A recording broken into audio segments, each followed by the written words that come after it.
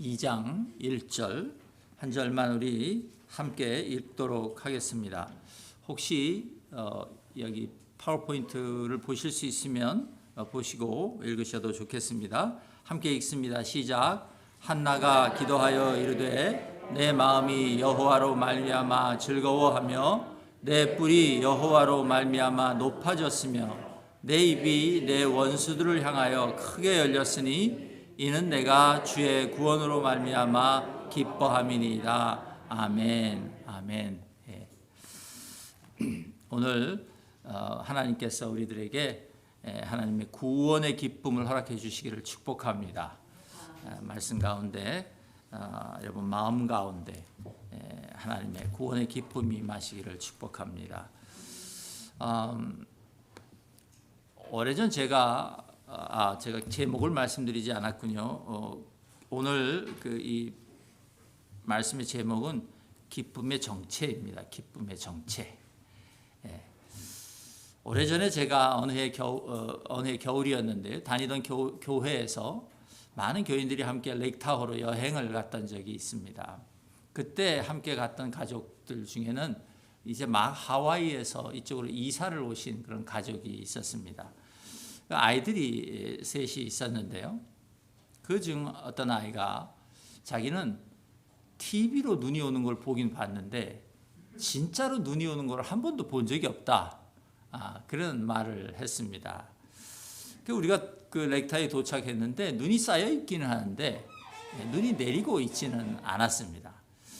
이제 그 다음 날 우리가 다 함께 스키장으로 이제 향해서 가고 있는데 하늘에서 눈이 내리기 시작했어요.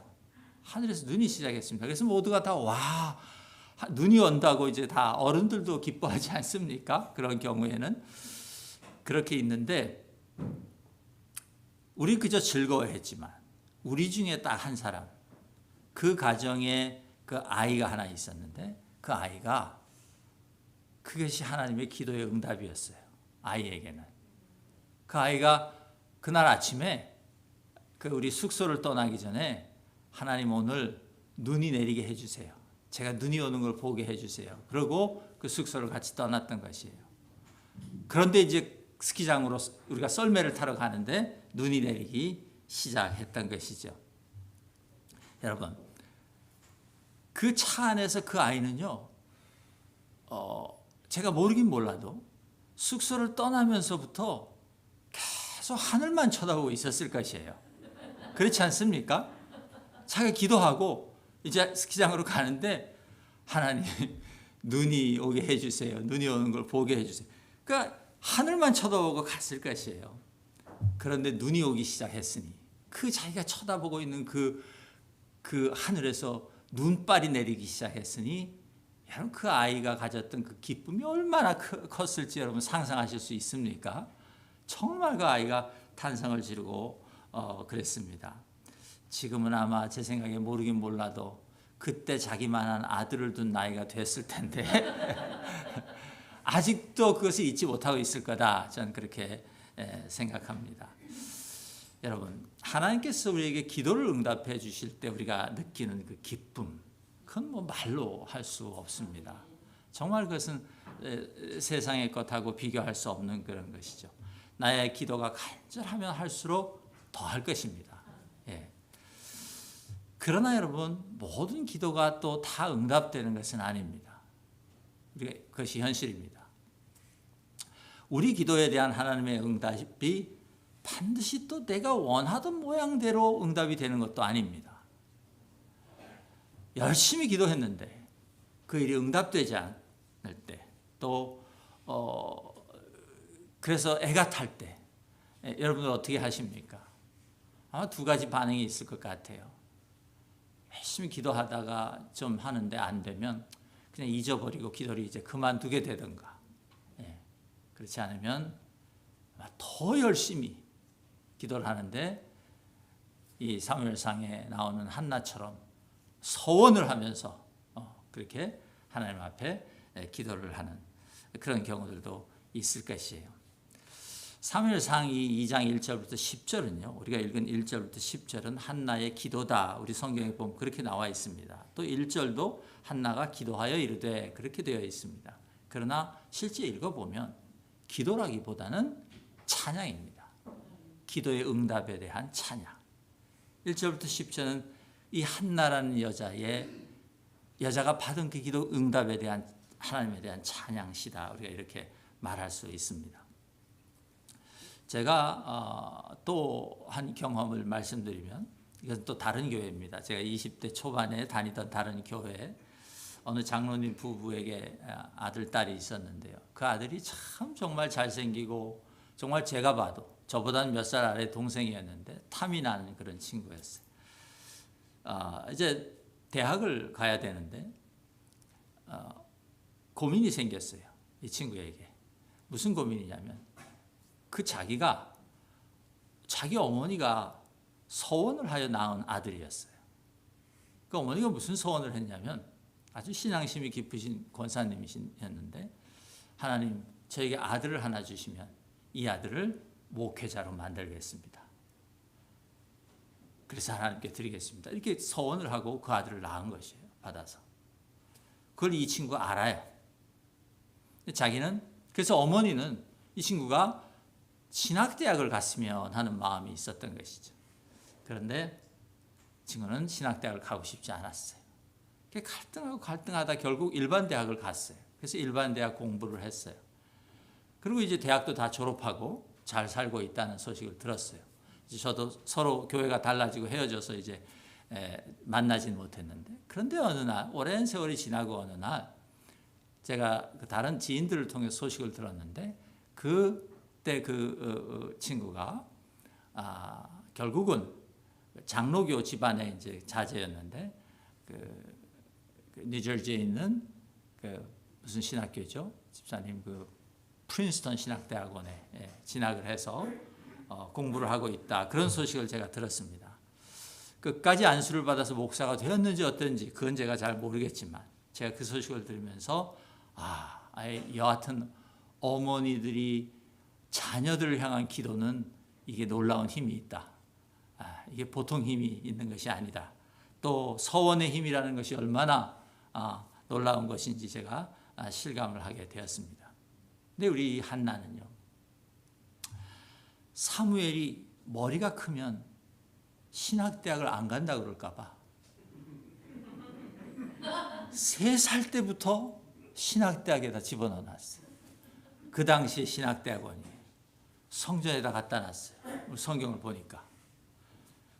그 사무엘을 엘리 제사장에게 3살 때 데리고 가서 제가 왜 3살이라고 그러냐면 나중에 설명드리겠습니다만 그렇게 데리고 가서 맡겨놨다는 것이에요. 그리고 그렇게 어린 사무엘을 성전에 갖다 놓고 데려다 놓고 지금 한나의 마음이 어땠는지 자기의 마음이 어떤지 그것을 하나님께 표현한 것이 바로 2장 1절부터 10절까지의 이 시입니다. 이것을 기억하고 오늘 설교를 함께 들으시기를 바랍니다. 1장 26절부터 28절에 보시면요. 제사를 드린 후에 이제 그러니까 서원에 대한 서원을 들어주셨으니까 그거에 대한 감사 제사를 이제 드린 후에 사무엘을 엘리 제사장에게 가서 한나가 한 말이에요. 내가 기도하였더니 기도한 바를 하나님께서 내게 허락하셨습니다. 그래서 나도 그를 하나님께 드리되 그의 평생을 하나님께 드립니다. 그렇게 기도하고 드렸어요. 그리고 찬양을 드리는데 오늘 1절 마지막에 보시면 뭐 때문에 기뻐한다고 했습니까? 한나가 내가 주의 구원으로 말미암아 기뻐합니다. 그렇게 찬양했어요. 이 1절을 여러분 다시 한번 우리 파워포인트를 보면서 우리 함께 읽어봤으면 좋겠어요. 집사님 다시 한번 띄워주세요. 다시 한번 읽습니다. 시작. 내 마음이 하나님으로 말미암아 즐거워하며 내 뿔이 하나님으로 말미암아 높아졌으며 내 입이 원수들을 향하여 크게 열렸으니 이는 내가 하나님의 구원으로 말미암아 기뻐함이니이다. 결론은 그것이 하나님의 구원으로 말미암아 내가 기뻐한다는 것이죠. 여러분, 이 1절을 가만히 지금 읽어보시면요, 한나의 마음은 지금 하늘을 날고 있어요. 기뻐서 어쩔 줄 모르는 그런 표현들이죠. 하늘을 날고 있는 것이죠. 그런데 여러분, 우리가 인간적으로만 생각해 보면 좀 이상하지 않습니까? 이상합니다. 여러분, 바라고 또 바라던 그 아들을 얻었어요. 한나가. 그러면 그 아들과 함께 오랫동안 살고 그 아들을 즐기고 그 아들을 기뻐하면서 그렇게 사는 것이 기쁨이고 마땅한 것 아니겠습니까? 그런데 그 간절히 원해서 낳은 아기를 낳아서는 자기 품에서 그 어린 나이에 떠나보내는 그 일을 지금 하고 나서 한나가 이런 시를 썼다는 것이 여러분 사실은 이상한 일입니다. 성경을 좀 이렇게 자세하게 읽어보면요, 아니 이 엄마가 어떻게 이럴 수 있을까 하는 생각을 우리가 안 할 수가 없습니다. 아기가 젖을 떼자마자 이제 그 성전으로 데리고 갔다 그렇게 성경이 말하거든요. 여러분, 이스라엘에서 엄마가 아기의 젖을 떼는 시기는 보통 2살 내지 3살, 한 3살, 맥시멈 3살 정도라고 합니다. 그러니까 3살 된 아들을 하나님께 드린 다음에 제사장에게 데려다 준 것인데요. 여러분, 이스라엘에서 남자아이가 성인 대접을 받는 것은 13살부터입니다. 13살이 되면 이제 남자로서 성인으로서 대접을 받고 또 그렇게 살아야 합니다. 그러니까 여러분, 저 같으면 하나님께 소원을 했으니까 안 드릴 수는 없습니다, 사무엘을. 그러나 13살쯤 될 때까지 기다렸다가 그때까지 얼마든지 사무엘과 함께 아들을 즐기며 기뻐하며 그렇게 살다가 이제 13살쯤 되면 이제 성인이 되었으니까 그때 이제 가서 공부도 하고 하나님의 일을 하도록 우리가 그렇게 보내는 것이 어머니의 일반적인 마음 아니겠습니까? 그것이 당연한 일 아니겠습니까? 그런데 한나는 젖을 떼자마자 그 귀한 아들을 성전으로 보냈다는 거죠. 여러분, 한나가 아무리 믿음이 출중했다 할지라도 여러분, 그 3살짜리 아기를 성전으로 보내면서 지금 우리가 이 시에서 1절에서 보는 것처럼 그렇게 기뻐하며 즐거워하며 춤추며 그렇게 아들을 보냈겠습니까? 그랬을 리는 저는 없다고 생각합니다. 어느 엄마가 그럴 수 있었겠습니까? 아니에요. 한나도 마음이 아프고 힘들었을 것이에요. 마음이 저렸을 것이에요. 그런데 어떻게 한나는 그 귀한 아들을 엘리 제사장에게 남겨두고 내려올 수 있었을까 하는 것이에요. 또 더군다나 어떻게 한나는 이렇게 기쁨의 시를 써서 하나님을 찬양할 수 있었을까 하는 것입니다. 여러분, 1장 20절에 보시면요. 1장 20절을 보시면요. 이런 말이 나오죠.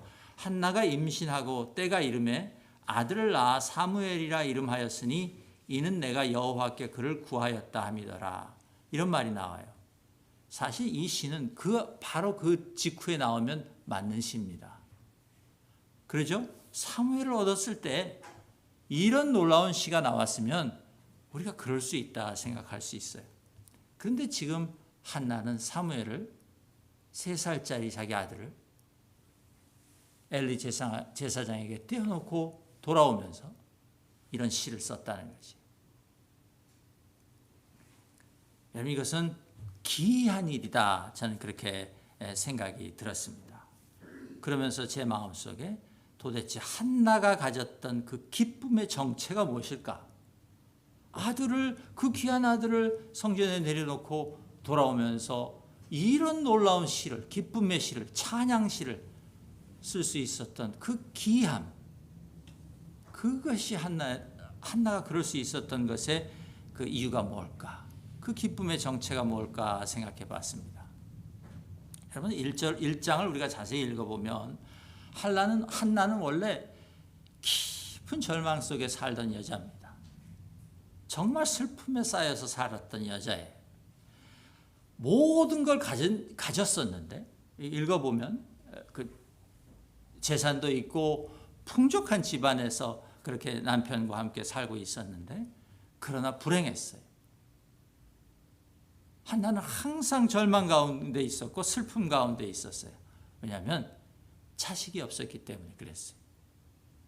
자기 그 남편 그 엘가나에게는 자기 말고도 한나 말고도 다른 그 아내가 한 사람 더 있었는데 브닌나라는 아내가 있었는데 그에게는 자식들이 있었어요. 하나가 아니고 여럿이 있었어요. 그런데 한나 자기에게는 자식이 없었어요.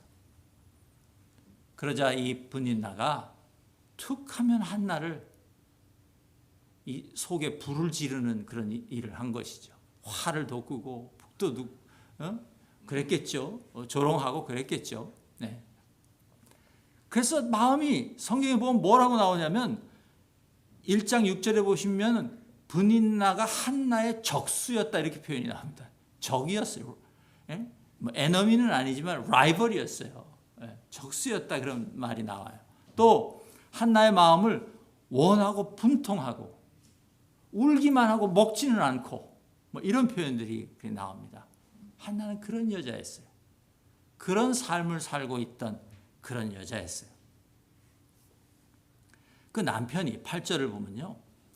1장 8절을 보면 남편이 그 한나를 위로하는데 한나여 어찌하여 울며 어찌하여 먹지 아니하며 어찌하여 그대의 마음이 슬프냐 내가 그대에게 10 아들보다 낫지 아니하냐. 남편이 위로랍시고 지금 그렇게 말했다는 것이에요. 여러분들은 들으면 여기 자매님들은 남편이 이런 말을 하면 위로가 되십니까? 아이고 안 된다고 너무 단호하게 말씀하시니까 이게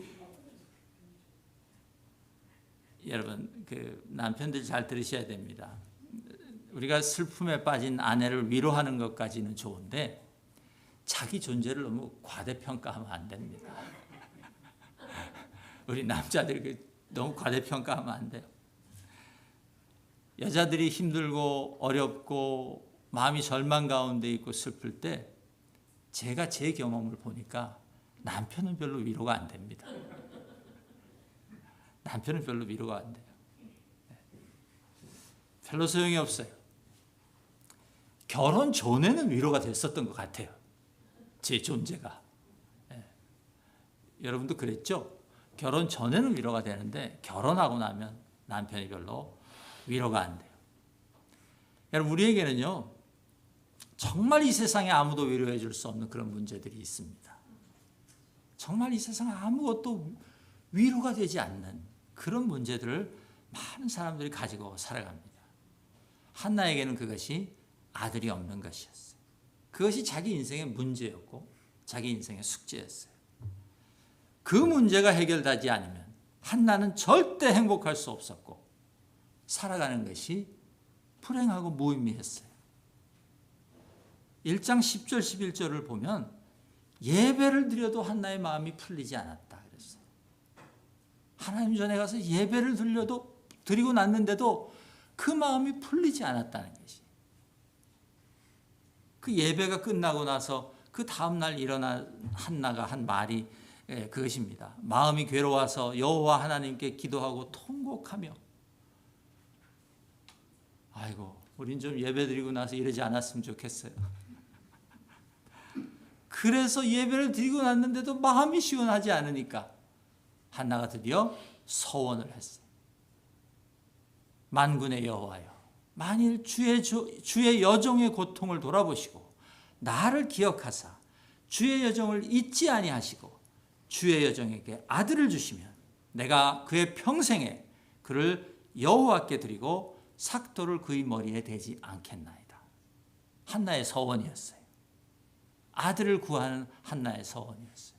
그러니까 이 한나의 서원은 무엇에서 나온 것이에요? 원통함과 억울함과 분함에서 기도하다가 나온 서원이었어요. 그렇게 기도하는 한나의 모습을 1장에 보면 보여주는데 한나가 오랫동안 기도했다 그랬어요. 오랫동안 그 성전 앞에 가서 아마 그때는 이런 성전이 아니었을 것이에요. 이 당시에는 성전이 없었어요. 장막이었죠. 장막. 기도했어요. 속으로만 기도했어요. 한나가 보면 입술만 살살살살 움직이고 이렇게 겉으로 소리를 내서 기도하지 못했다 그랬어요. 여러분 이것은 그 일반적이지 않은 기도입니다. 그 히브리 사람들은 기도는 항상 크게 소리를 내서 기도하는 내는 것이 기도의 일반적인 모습이었어요. 근데 한나는 소리도 못 내고 기도했다는 것이에요. 아마 소리를 낼 힘이 없었을지 모르겠어요. 소리를 낼 힘도 없이 그저 다른 사람이 보기에는 그저 뭔가 중얼중얼거리는 것 같이 그렇게 기도했다는 것이죠. 근데 오래 기도했다고 그랬어요. 그 모습을 엘리 제사장이 이렇게 보니까 엘리 제사장의 마음에 아이고 저 여자가 어제 제사를 드리고 나서 술을 너무 많이 먹었구나. 이 성찬을 했는데 성찬 그 포도주를 너무 많이 마셨다 이거죠. 너무 많이 마셨구나. 그런 생각이 들었어요. 엘리가. 그래서 가서 이보세요. 언제까지 그렇게 술이 취해 있을 것입니까? 그리고 타박을 했다는 것이죠. 그 표현이 여러분 기억하시죠? 그러자 한나가 엘리에게 이제 자기 상황을 설명을 했어요. 그것이 아닙니다. 자기가 얼마나 분하고 원통한지 그것을 이제 하나님 그 엘리 제사장에게 얘기한 것이죠. 그러자 이 엘리 제사장이 한나에게 축복의 말을 한마디 던져줍니다. 그런데 또 기이한 것은 그 엘리 제사장의 정말 평범해 보이는 그 한마디 말을 듣고 한나가 완전히 다른 사람이 되었다. 성경이 우리에게 그렇게 가르쳐줍니다. 여러분 한번 보세요. 16절에 보시면요. 한나는 너무 원통하고 괴롭고 분해서 마음이 슬프다 그랬어요. 그러니까 1장 16절까지는 한나는 마음이 원통하고 괴롭고 분해서 마음이 슬픈 여자였어요. 근데 18절을 보면 가서 먹고 얼굴에 다시는 근심빛이 없었다 그랬어요. 그러니까 1장 16절부터 1장 18절에 오면서 그 사이에 한나는 완전히 다른 여자가 되어 있었던 것이에요. 전혀 다른 여자가 되어 있었던 것이에요. 무슨 일이 일어난 걸까요? 16절과 18절 그 사이에 무슨 일이 일어난 걸까요? 성경에는 엘리가 한나에게 준 축복의 말 한마디가 적혀 있을 뿐이에요. 그거 왜 없어요? 평안히 가라. 이스라엘의 하나님이 너에게 네가 기도하여 구한 것을 허락하시기를 원하노라. 그 정말 아니 어떤 목사가 그런 말을 안 하겠어요? 여러분 그 한나의 처지에 있는 사람에게 이건 누구나 할 수 있는 말 아닙니까? 무슨 특별한 말이 아니에요. 더더군다나 이 엘리는 지금 죄송합니다만 영적으로 별로 이렇게 뛰어난 사람이 아니에요. 왜냐하면 성도가 기도하고 있는 모습을 보면서 저 여자가 술이 취했구나 이렇게 생각할 정도의 목사였다 그 말이에요. 근데 그가 던진 정말 평범해 보이는 한마디 말 이후에 한나가 완전히 바뀌었다는 거지. 그것이 1장 16절과 17절과 18절에서 보여주는 모습입니다. 여러분 이 한나가 어떻게 이렇게 변할 수 있었을까 하는 것이 우리가 오늘 2장 1절을 이해하기 위해서 이 1장을 이해해야 하는데 그 단초를 제공해 주는 단어가 18장 앞부분에 나오는데 그게 바로 은혜라는 단어입니다. 18절 앞부분에 나오는데요. 이르되 당신의 여종이 당신께 은혜 입기를 원하나이다 그랬죠.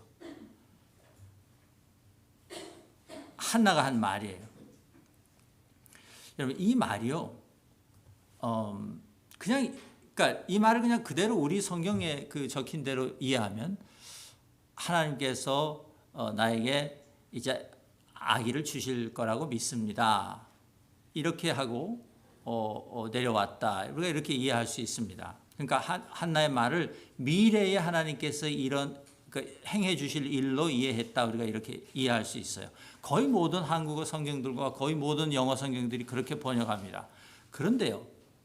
유대인들이 번역한 유대인들의 성경을 읽어보면 이 한나의 말을 미래 시제로 번역하지 않습니다. 이미 지금 막 일어난 현재적인 과거형 시제로 번역합니다. 무슨 말이냐면 이랬다는 것이에요. 한나가. 당신이 여종에게 지금 막 큰 은혜를 베푸셨습니다. 그랬다는 것이에요. 여러분 18절에 그 한나의 말이 그렇다는 것이에요. 당신이 지금 막 저에게 큰 은혜를 베푸셨습니다. 유대인들의 성경은 그렇게 번역합니다. 그러니까 유대인들의 성경의 번역에 따르면 한나가 한 이 18장 앞부분에서 한나가 한 그 말은 지금 무슨 뜻입니까? 하나님의 은혜가 지금 막 나에게 이미 베풀어졌습니다. 그런 뜻이에요. 하나님의 은혜가 지금 막 나에게 베풀어졌습니다. 그런 뜻이에요. 여러분, 그렇게 우리가 18장 앞부분을 이해하고 나면 이 18절 뒤에 나오는 한나의 그 극적인 변화를 우리가 이해할 수 있게 됩니다. 한나는 그 엘리 제사장이 자기에게 해준 그 축복의 말 한마디 속에서 하나님께서 자기에게 은혜를 베풀어 주셨다고 생각하게 되었다는 것이에요. 여러분, 이게 기이한 일입니다. 왜냐하면 성경이 설명을 해주지 않기 때문에 기이한 일이에요. 한나의 마음속에 무슨 일이 어떻게 무슨 것이 있었는지 우리는 알 수 없어요. 성경이 설명해 주지 않으니까 우리는 알 수 없어요. 그러나 성경의 맥락을 놓고 보면 여러분, 유대인들이 이해한 그 한나의 말이 더 정확하다고 저는 믿지 않을 수가 없습니다. 은혜를 발견한 것이 한나가 그 영적으로 별로 분별력도 없어 보이는 그 엘리 제사장의 그 한마디에 그 속에서 그걸 들으면서 은혜를 찾아냈다는 것이, 자기에게 지금 하나님의 은혜가 베풀어졌다는 것을 한나가 알았다는 것이.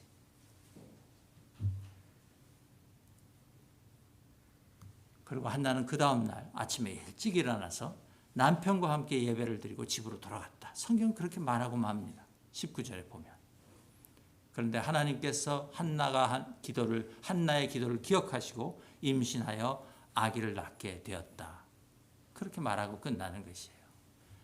여러분, 우리가 이 1장 16절부터 18절 사이에 일어난 그 일을 우리가 올바로 이해할 수만 있다면, 정말 유대인들이 자기들 성경에서 번역한 대로 우리가 그렇게 이해할 수만 있다면, 이제 우리는 2장 1절에서 한나가 왜 그토록 기뻐할 수 있었는지 그 단초를 우리가 찾을 수 있습니다. 무엇이었습니까?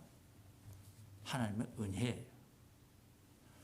분명한 것은 2장 1절을 읽어보면 한나가 그토록 기뻐하며 찬양하며 했던 것은 사무엘 때문이 아니었습니다.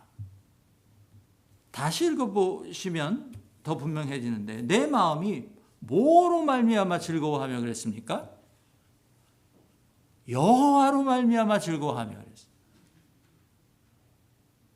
그 다음에 뭐라 그랬습니까? 내 뿔이 여호와로 말미암아 높아졌으며. 사무엘이 아니다 그 말이에요. 나도 사무엘이 있어. 나도 아들이 있어.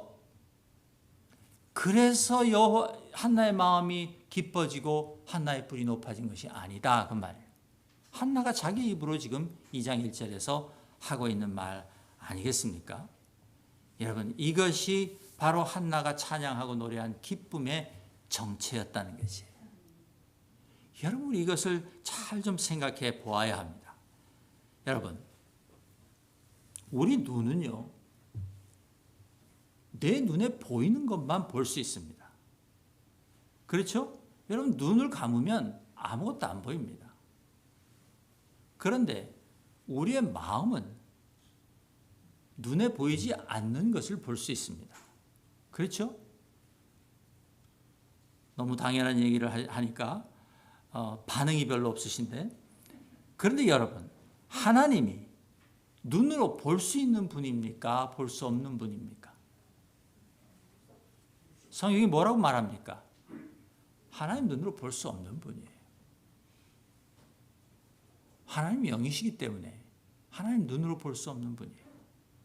그렇다면 우리가 하나님을 보는 것은 우리 눈으로 보는 것입니까? 마음으로 보는 것입니까? 마음으로 보는 것이에요. 우리는 하나님을 마음으로만 볼 수 있어요.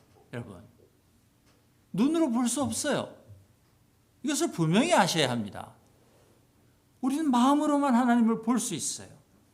그런데 우리가 만약 기도의 결과물 속에서 하나님을 보려고 한다면, 여러분, 그것은 우리가 하나님을 우리 육체의 눈으로 보겠다는 것과 하나도 다를 바가 없는 것입니다.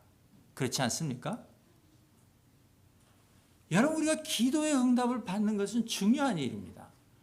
기도의 응답이 우리에게 얼마나 큰 기쁨이 되는지 모릅니다.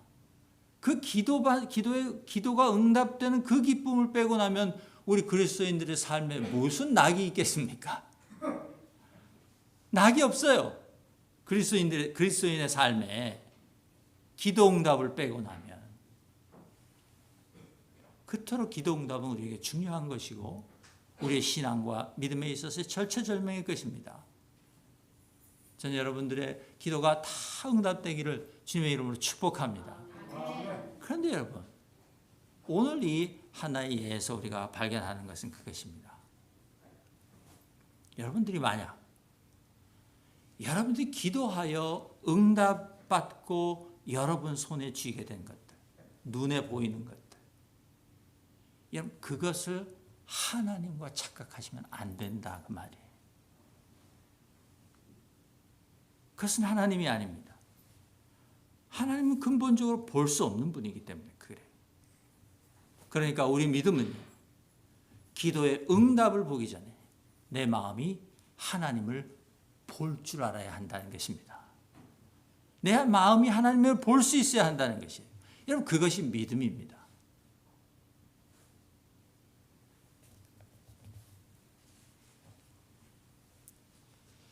여러분, 믿음은요, 지금 이 한나가 그 1장 18절에서 한나가 한 말을 대부분의 영어 성경들과 그 한국어 성경이 미래 시제로 한나가 이제 하나님께서 나에게 이제 미래에 언젠가 주실 거야, 아들을 주실 거야, 이런 믿음으로 번역했는데 오직 유대인들 성경만 하나님께서 이미 나에게 은혜를 베풀어 주셨다 그렇게 번역했다고 제가 말씀드리지 않았습니까? 만약 우리의 믿음이요, 지금 눈에 보이지는 않지만 언젠가 내가 그것을 받을 거야, 하나님께서 반드시 그것을 나한테 허락해 주실 거야, 그것을 붙잡고 있는 믿음이라면 여러분이 다시 한번 생각해 봐야 된다는 것이에요.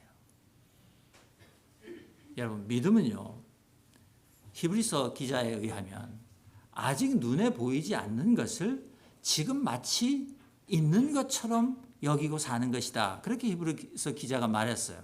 여러분이 잘 아시는 믿음은 보지 못하는 것들의 실상이다라는 그 말의 뜻이 그것이에요.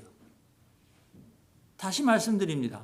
믿음은 아직 내 눈에 보이지 않지만 그것이 실제인 것처럼, 보이는 실제인 것처럼 그렇게 생각하고 사는 것이다. 그 말이에요. 그 히브리서 기자의 말은. 여러분, 이 구분이 우리 안에 분명히 있어야 합니다.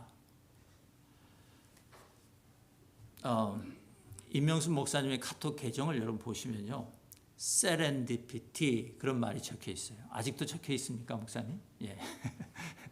세렌디피티 이렇게 한국말로 적혀 있어요. 우리 임명순 목사님이 제일 좋아하시는 영어 단어예요. 그게 한국말로는 세렌디피티인데 영어로는 세렌디피티입니다. 안 웃으시네. 이래도 안 웃으시네.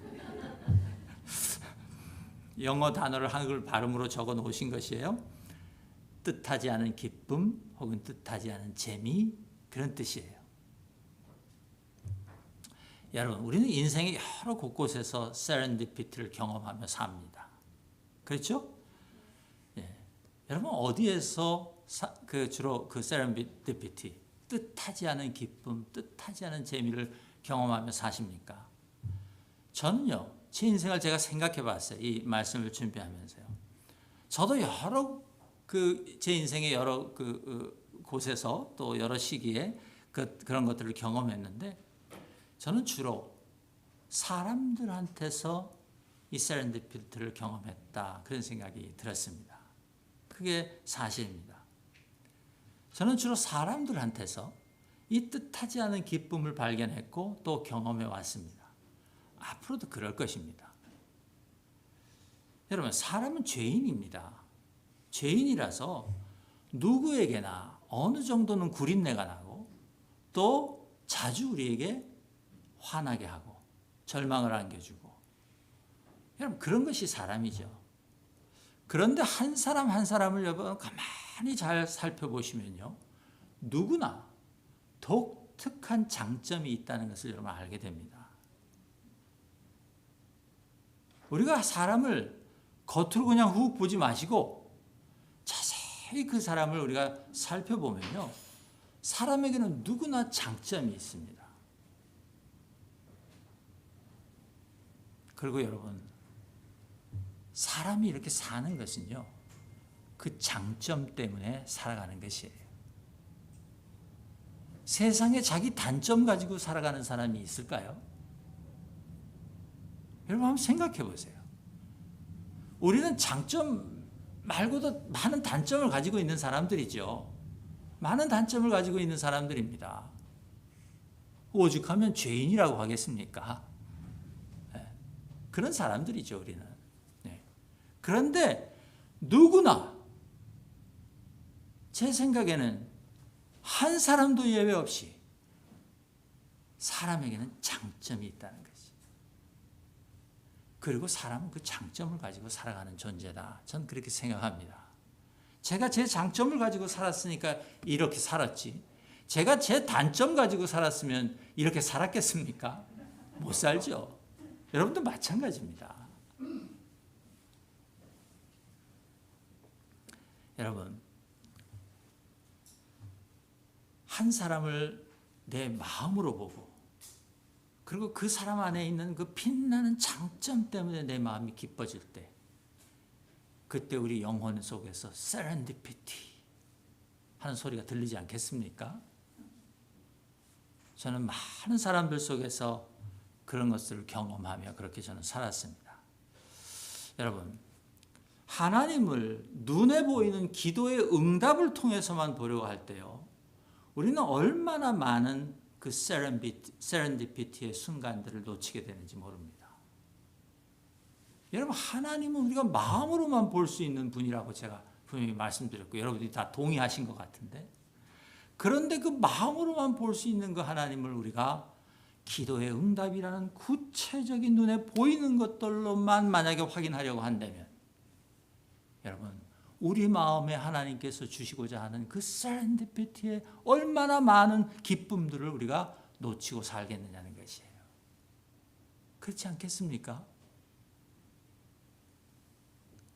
여러분, 그 마음으로 본 그 하나님, 그 하나님이야말로 한나에게는 가장 큰 세렌디피티였던 것이, 그리고 한나는 그것을 1장 18절에서 은혜라고 표현한 것입니다. 한나는 그것을 은혜라고 표현한 것이에요.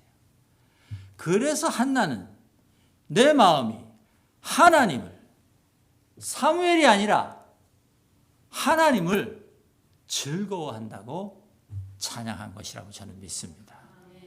그게 2장 1절의 한나의 찬양이에요. 여러분, 사무엘이 없어서 죽고 싶었던 그 한나가 이제 마음으로 하나님을 보며 그분 안에 있는 그 은혜를 발견하게 되었을 때, 성경이 그녀를, 그 모습을 어떻게 표현했냐면, 더 이상 한나의 얼굴이 한나에게 없더라, 그렇게 표현했어요.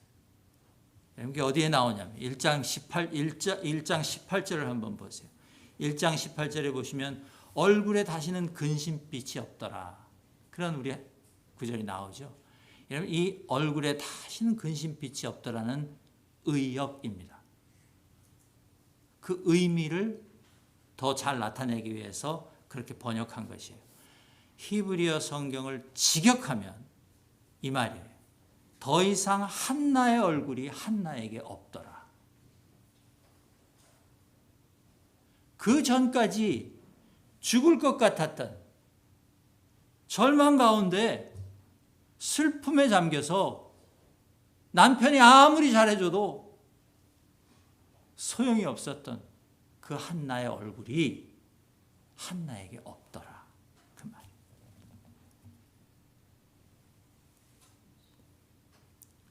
여러분, 그 한나에게 한나의 얼굴이 없더라. 그 말이 1장 18절에 나온다고 제가 말씀드렸어요.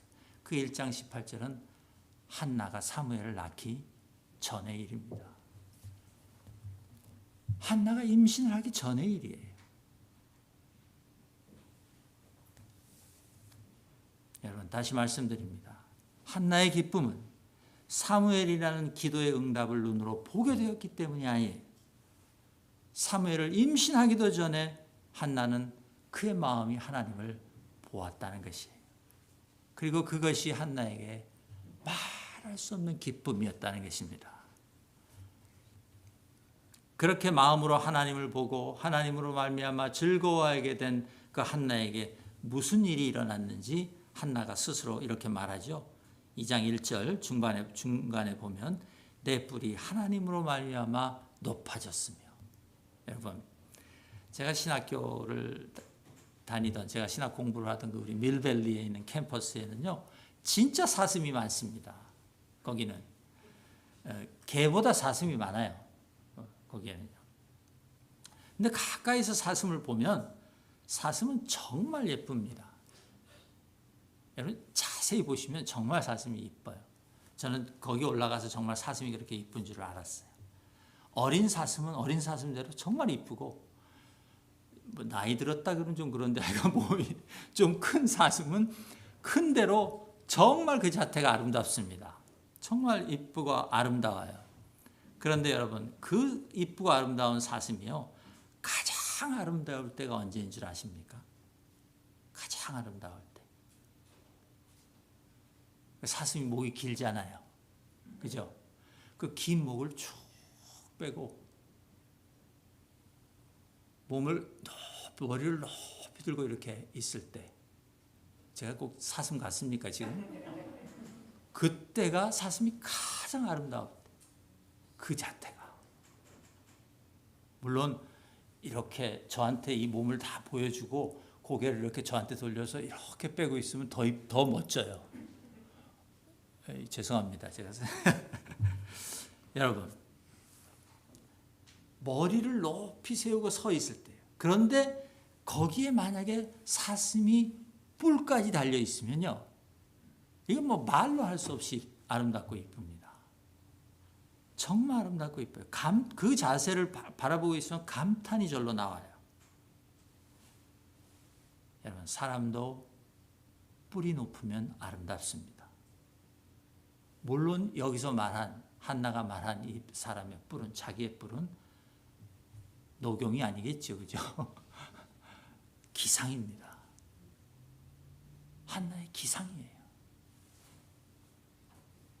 라이벌에게 눌려서 어쩔 줄 모르고 분통하고 원통하고 그렇게 살았던 한나가 마음으로 하나님을 보고 그 하나님 안에 있는 은혜를 자기 것으로 알게 되자 사슴이 고개를 높이 들고 뿔이 달려있는 그 모습처럼 한나가 자기가 그런 사람이 되었다고 느꼈다는 것이에요. 한나의 기상이 그렇게 바뀌었다는 것이에요. 여러분, 우리는 하나님으로 말미암아, 사무엘이 아니라 하나님으로 말미암아 고개를 들고 서는 사람들인 줄로 믿습니다. 우린 그런 사람들이에요.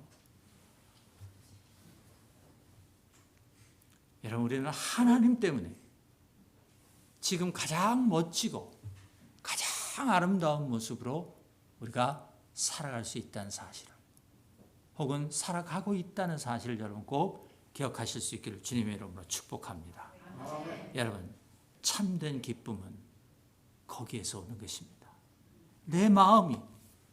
내 마음이 보고 있는 그 하나님, 내 마음이 쳐다보고 있는 그 하나님으로부터 우리의 참된 기쁨이 샘솟아나고 내려온다는 사실을 여러분 꼭 기억하실 수 있기를 주님의 이름으로 축복합니다.